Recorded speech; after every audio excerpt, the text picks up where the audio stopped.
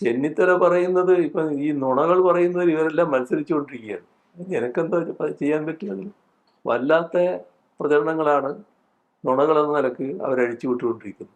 അപ്പോൾ നുണ പറഞ്ഞിട്ട് LDFനെ പ്രതിരോധത്തിലാക്കാൻ പറ്റുമെന്നാണ് നോക്കുന്നത്. ഇതെന്തിനാണ് എന്ന് നിങ്ങളെ പോലുള്ളവർ ചിന്തിക്കണം. ഞങ്ങൾക്ക് നാടിൻ്റെ മുന്നിൽ ഒരുപാട് കാര്യങ്ങൾ അവതരിപ്പിക്കാനുണ്ട്. ഈ 10 വർഷക്കാരൻ എന്ത് ചെയ്തു? 2011 മുതൽ 16 വരെ ഭരിച്ച UDF ഗവൺമെൻറ് എന്തായിരുന്നു കേരളത്തിൻ്റെ അനുഭവം? അത് എത്രത്തോളം തകർച്ചയുണ്ടാക്കി?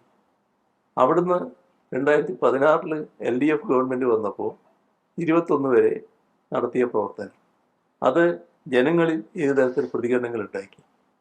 അതിൻ്റെ ഭാഗമായി കേരളത്തിൻ്റെ ചരിത്രം തിരുത്തി LDFന് തുടർഭരണം ജനങ്ങൾ സമ്മാനിക്കുന്നു. എന്തെല്ലാം പ്രചരണങ്ങളായിരുന്നു!